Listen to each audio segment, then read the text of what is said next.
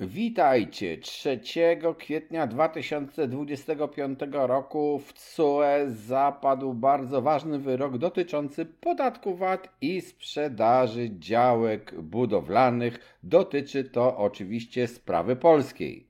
Jeżeli wydaje Wam się, że kupując lub sprzedając działkę budowlaną zawieracie transakcję wolną od podatku VAT, albo nawet na przykład budynku jakiegoś w stanie surowym zawieracie transakcję wolną od VAT, to jesteście w grubym błędzie.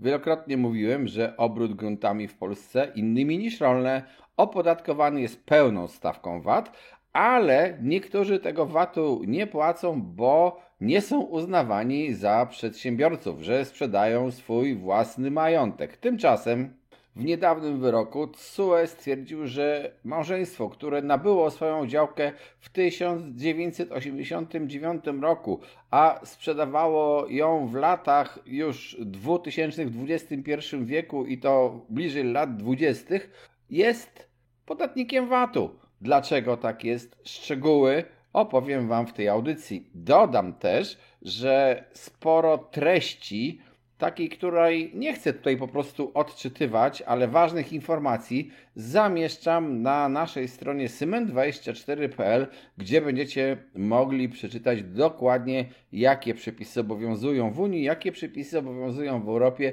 jak i dlaczego zostały zinterpretowane przez TSUE i jakie wątpliwości miał Wojewódzki Sąd Administracyjny we Wrocławiu. A jeżeli w ogóle interesuje Ciebie obrót gruntami, prawo, trendy, bezpieczeństwo tego obrotu, nie narażenie się na przykład na konsekwencje podatkowe, no to subskrybuj nasz kanał, pisz nam w komentarzach również swoje opinie o rynku nieruchomości, informacje, co się u Ciebie dzieje, podając lokalizację i segment rynku, o którym piszesz. Zapraszam do wspierania naszego kanału na YouTube, do wspierania nas na Patronite, bo wspierający zawsze dostają jakieś dodatkowe treści. No i przypominam, że na tej stronie Symen24, gdzie znajdziesz dokładne teksty związane z tym właśnie wyrokiem, to znajdziesz również kursy obrotu nieruchomościami. Zanim przedstawię Wam samą sentencję wyroku i także ocenę wpływu tego wyroku na polski rynek nieruchomości, to zacznę od przedstawienia historii obrotu tą działką. Otóż w 1989 roku małżeństwo T stało się właścicielami gruntów rolnych. Tę nieruchomość otrzymali w ramach przekazania gospodarstwa rolnego, w ramach darowizny i nieruchomość ta weszła do ich majątku wspólnego. 22 lata później, czyli w 2011 roku, zdecydowali się sprzedać działki, korzystając z pomocy spółki BAZ. Zawarli z tą spółką odpowiednią umowę zlecenia, a także udzielili tej firmie pełnomocnictwa do czynienia różnych działań w ich imieniu. Wynagrodzenie spółki miała stanowić różnica między ceną minimalną ustaloną w umowie z tymi właścicielami, a faktyczną ceną sprzedaży uzyskaną na rynku. Sprzedaż działek następowała stopniowo w latach od 2017 do 2021, czyli zajęła od 28 do 32 lat od momentu, kiedy ci państwo te stali się właścicielami nieruchomości.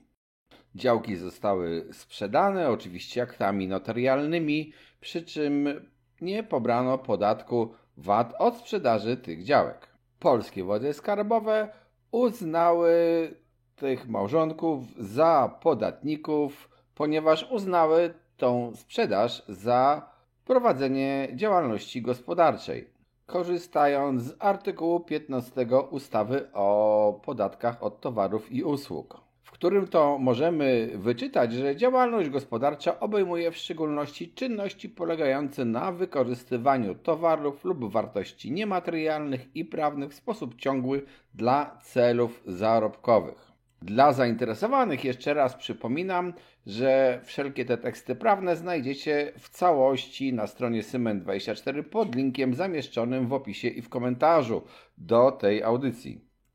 Dodam też, że TSUE rozstrzygało dwa wątki. Pierwszy to, czy te osoby w ogóle powinny zapłacić podatek VAT, a drugi temat to, jak małżeństwo należy obciążać tym podatkiem VAT, ale ten drugi temat w ogóle zostałem na uboczu. Najważniejszy jest ten pierwszy, bo jest istotny dla rynku nieruchomości.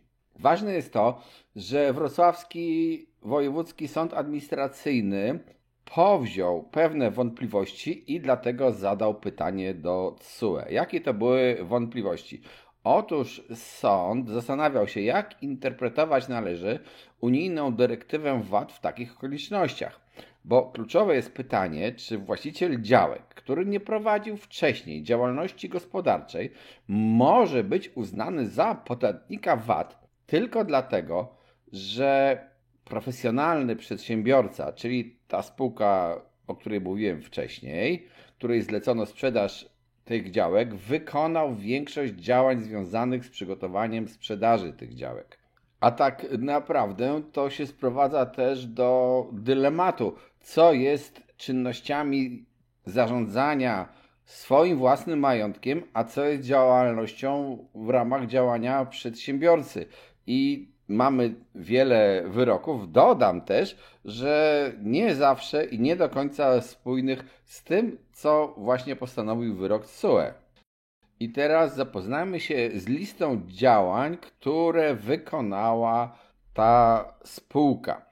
Po pierwsze, przeprowadzono podział nieruchomości na mniejsze działki i spółka podjęła działania niezbędne w celu dokonania w związku z tymi zmianami wpisów w rejestrze gruntów i księgach wieczystych. I tu jest wątpliwość pierwsza. Zresztą, jak wspomniałem, istnieją również w Polsce inne wyroki. Czy podział nieruchomości naprawdę jest działalnością gospodarczą, czy też jeżeli ktoś ma jakiś majątek i jeżeli go podzieli sam, nie zatrudniając jakiejś spółki, bo będzie wiedział, że sprzedając mniejsze kawałki działek, on po prostu zarabia więcej.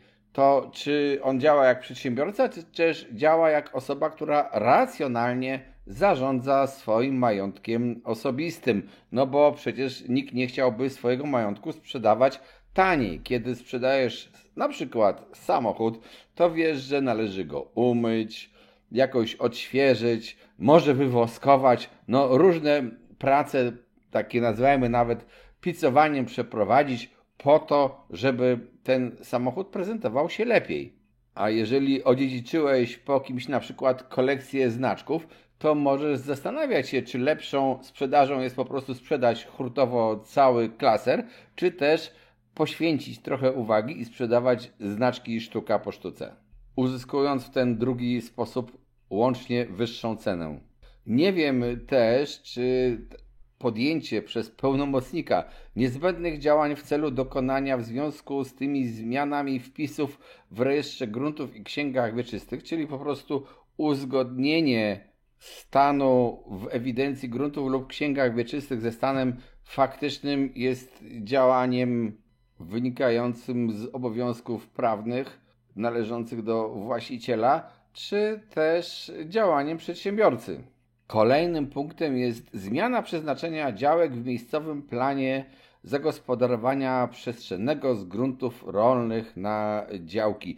I od razu dodam, że każdej osobie przysługuje na przykład wystąpienie do gminy z prośbą o zmianę miejscowego planu zagospodarowania przestrzennego. Może to zrobić sama osobiście, może to zrobić bez pełnomocnika. Gmina może się zgodzić, może się nie zgodzić, albo ta zmiana może nastąpić w ramach jakichś ogólnych zmian planu zagospodarowania przestrzennego, czy też tworzenia w ogóle nowego planu zagospodarowania przestrzennego w okolicy. Trudno jest to dla mnie wiązać z działalnością przedsiębiorcy. Kolejny punkt to nabycie dodatkowej działki gruntu w celu utworzenia dróg wewnętrznych i dojazdowych do wydzielonych działek. No tutaj można dyskutować, czy to już było działanie jak przedsiębiorca w celu zysku, zwiększenia wartości, czy też jako po prostu właściciel, który chce swoje rzeczy sprzedać drożej i dogaduje się ze swoim sąsiadem, albo tak jak w tym przypadku w celu odkupienia od niego kawałka gruntu, albo może do połączenia wysiłków i sprzedaży wspólnie dwóch gruntów i podzielonych w sposób lepszy geodezyjnie, lepszy pod względem możliwości zabudowania tych działek w przyszłości, bo tak jest po prostu lepiej. Kolejne czynności przeprowadzone przez pełnomocnika to było uzbrojenie nieruchomości w media, usunięcie elementów niezgodnych z zamierzonym wykorzystaniem działek, nie wiem co to jest, bo nie zostało szerzej opisane, uzyskanie wymaganych zezwoleń od właściwych organów. Powstaje pytanie, dlaczego jeżeli jesteś właścicielem terenu i wiesz, że twoja działka zyska na wartości i troszeczkę więcej zarobisz, sprzedając ją wtedy, kiedy na tej działce zostanie postawiona na przykład skrzynka z przyłączem elektrycznym, to dlaczego miałbyś tego nie zrobić? Ponadto przez 30 lat może się wydarzyć również, że gmina w ogóle buduje media jakieś w okolicy i być może po prostu musisz je tam doprowadzić. Kolejnym działaniem spółki było przeprowadzenie reklamy działek wśród potencjalnych nabywców. I to jest coś, co ręce mi opadają. A przepraszam bardzo, czy jeżeli jako właściciel starego samochodu, to nie prowadzisz reklamy tego starego samochodu wśród potencjalnych nabywców, kupując ogłoszenie na jakimś portalu zajmującym się sprzedażą starych samochodów, albo wręcz oddając ten samochód do komisu, który prowadzi reklamę twojego starego samochodu? Przecież dokładnie tak jest z mieszkaniami, działkami, z czymkolwiek. Jeżeli sprzedajesz jakąś swoją nieruchomość, no to po prostu musisz ją w jakiś sposób ogłaszać. No bo jak inaczej znajdziesz nabywców? Nie reklamując, nie informując, że ta nieruchomość jest na sprzedaż. Czy to ma być jakaś propaganda szeptana, ale w końcu taka propaganda szeptana to też są działania marketingowe. I ostatni punkt tych skandalicznych działań to przygotowanie dokumentów niezbędnych do zawarcia notarialnych aktów sprzedaży. Nie wiem dokładnie, o jakie dokumenty chodziło, no bo nie jest tutaj to wymienione, ale szczerze mówiąc, każdy sprzedający, nawet prywatnie, jeżeli chce sprzedać swoją nieruchomość, to powinien być zainteresowany tym, aby mieć wszystkie dokumenty tej nieruchomości w porządku. Na przykład wypisy z rejestru gruntów. To proste? Proste. Na przykład wypis z miejscowego planu zagospodarowania przestrzennego. Proste? Proste. Dlaczego? Bo po prostu jak on ma te dokumenty, to może trochę zaoszczędzić czasu na to, aby później kupujący musiał weryfikować jego jakieś opowieści. I to nie jest żaden profesjonalizm sprzedaży i działanie jak przedsiębiorca, tylko działanie jak normalny człowiek, przynajmniej tak według mnie. Na marginesie dodam, w tym przypadku akurat to nie wystąpiło, no bo był ten miejscowy plan zagospodarowania przestrzennego, ale wiele osób sprzedając swoje działki przygotowuje dla nich decyzję o warunkach zabudowy. Dlaczego?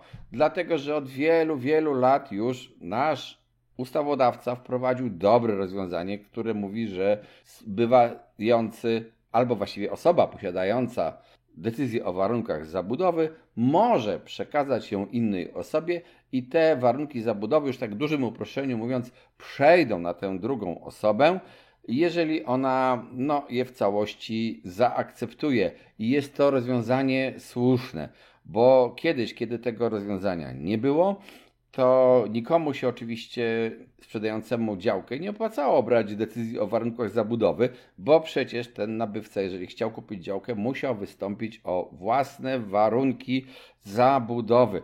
Teraz zresztą ostatnio ustawodawca podjął działania, które mają zniechęcać ludzi do występowania o te warunki zabudowy tak na zapas i to jest działanie słuszne, ale powiedzmy sobie tak, po to wprowadzono rozwiązanie o tym, że warunki zabudowy można w łatwy sposób przekazać nabywcy nieruchomości, po to właśnie, aby to robić, aby brać te decyzje o warunkach zabudowy. To, czy teraz zostanie uznany za kogoś, kto działa jak przedsiębiorca obciążany podatkiem VAT, ktoś, kto po prostu chcąc ułatwić handel nieruchomościami, będąc właścicielem nieruchomości, poszedł i uzyskał te warunki zabudowy. A w ogóle to dlaczego jest rozważony problem, czy to wszystko, te wszystkie czynności wykonuje osobiście sam właściciel działki, który może być na przykład doktorem filozofii,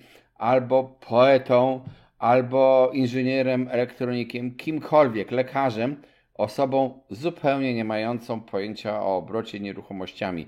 Co dziwnego jest w tym, że tacy właściciele chcą zatrudnić profesjonalną firmę. Czy to, że zatrudniasz profesjonalną firmę do wykonania prac, które zwiększą w rezultacie wartość Twojego osobistego majątku, jest działaniem jak przedsiębiorca?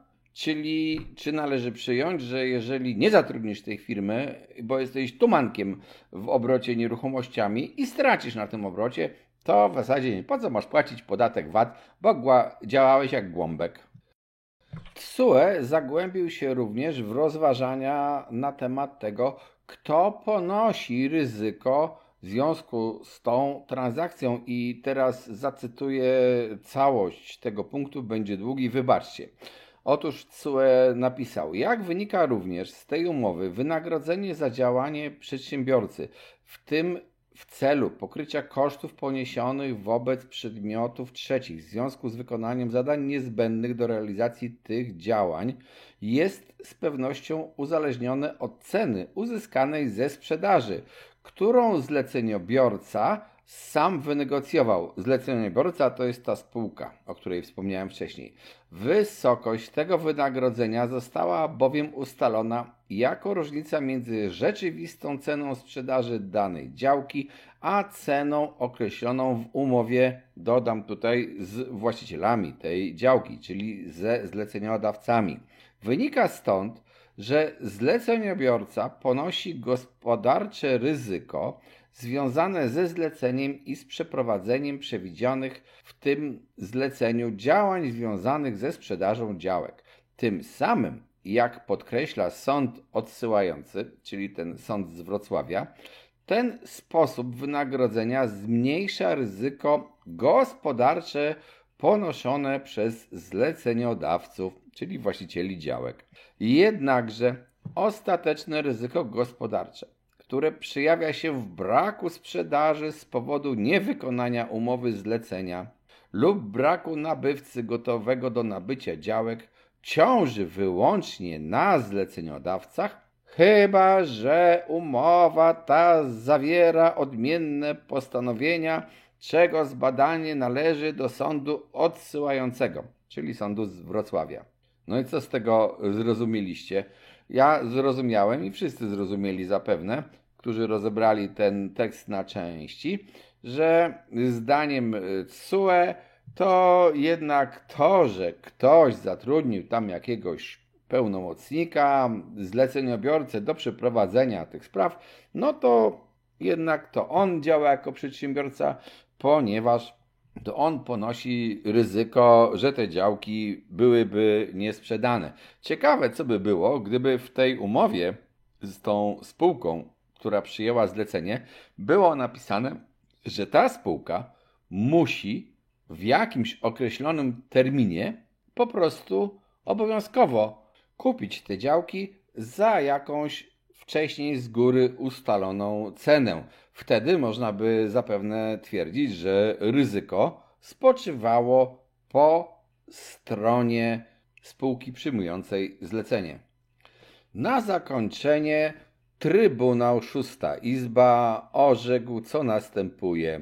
Otóż artykuł 9 ustęp 1 dyrektywy Rady 2006/112 przez WE z dnia 28 listopada 2006 w sprawie wspólnego systemu podatku od wartości dodanej należy interpretować w ten sposób, że można uznać za podatnika do celów podatku od wartości dodanej VAT prowadzącego samodzielnie działalność gospodarczą osobę, która sprzedaje grunt stanowiący pierwotnie część jej majątku osobistego, powierzając przygotowanie sprzedaży profesjonalnemu przedsiębiorcy, który jako pełnomocnik tej osoby podejmuje aktywne działania w zakresie obrotu nieruchomościami, angażując w celu tej sprzedaży środki podobne do wykorzystywanych przez producentów, handlowców lub usługodawców w rozumieniu tego przepisu. Czy zatem, tak literalnie czytając to orzeczenie, można uznać, że gdyby te osoby nie zatrudniły tego profesjonalnego przedsiębiorcy, który jako pełnomocnik ich podejmował rozmaite działania, to czy te osoby wtedy nie byłyby uznane za przedsiębiorcę? A może, nieco złośliwie mówiąc, teraz musimy czekać na drugi, podobny wyrok TSUE, z którego zostaną usunięte te zdania mówiące o powierzaniu jakiemuś przedsiębiorcy, którego jeszcze w dodatku czynimy pełnomocnikiem i że wtedy też zostaniemy uznani, że jesteśmy przedsiębiorcami, jeżeli kogoś takiego nie zatrudniamy. Co do tego wyroku, ja osobiście mam dwie wątpliwości. Pierwsza to jest to, dlaczego osoba, która nie jest profesjonalna w jakiejś dziedzinie, ma być uznana za podatnika tylko dlatego, że do przeprowadzenia swoich spraw majątkowych zatrudnia jakiegoś fachowca. A druga moja wątpliwość to odnosi się dla reperkusji tego wyroku na polski rynek nieruchomości. Teraz zapewne coraz częściej i coraz śmielej, zresztą często to czyniono, do tej pory też, urzędy skarbowe będą twierdziły: podzieliłeś swoją działkę, to nie działasz jako osoba prywatna, tylko jesteś jednak przedsiębiorcą, zapłać VAT. I jeżeli to trafi na kogoś, kto sprzedaje swój grunt jakiemuś przedsiębiorcy, no to można powiedzieć, to nie będzie dla tej osoby stanowiło większego problemu, bo ten przedsiębiorca w taki lub inny sposób jakoś ten VAT uwzględni w kosztach swojego działania. Dodam tutaj od razu, że niektórzy przedsiębiorcy mogą ten VAT po prostu sobie rozliczyć z tym, co VAT-em, który uzyskali sprzedając późniejsze swoje produkty. Inni na przykład po prostu ten VAT będą musieli wliczyć sobie w koszty. Nie chcę tutaj wchodzić w tłumaczenia, szczegóły, kto i dlaczego, bo to jest zupełnie oddzielna para kaloszy. Natomiast ważne jest to, że w tej sytuacji, jeżeli Twoim nabywcą będzie osoba prywatna, która nie ma żadnych możliwości, no tak w uproszczeniu mówiąc, rozliczenia sobie tego VAT-u, który będzie musiała zapłacić przy okazji kupna tej działki, no to będziesz mieć problem, bo Twoja działka, załóżmy 1000 metrów, wynikająca z podziału działki 2000 metrów, może zostać uznaną za powstałą w ramach działania przedsiębiorcy, a zatem obciążoną pełną stawką podatku VAT, a twój sąsiad, który po prostu od wielu lat ma tam działkę jakąś 1000 metrów, sprzeda ją bez podatku VAT, co jak łatwo zauważyć będzie oznaczało istotną różnicę w waszych zarobkach za sprzedaż działki. Jeszcze raz przypominam, że pod linkiem zamieszczonym w opisie na stronie cement24.pl znajdziecie teksty z tego orzeczenia TSUE. Po prostu nie chciałem tutaj cytować całości. Jeżeli Was to mocno interesuje, to zapraszam zajrzeć tam, bo tam są bardzo istotne szczegóły. Zapraszam również do wspierania nas na Patronite, czy też na kanale YouTube. No i cóż, subskrybujcie nasz kanał, piszcie nam w komentarzach propozycje nowych tematów i cześć, trzymajcie się.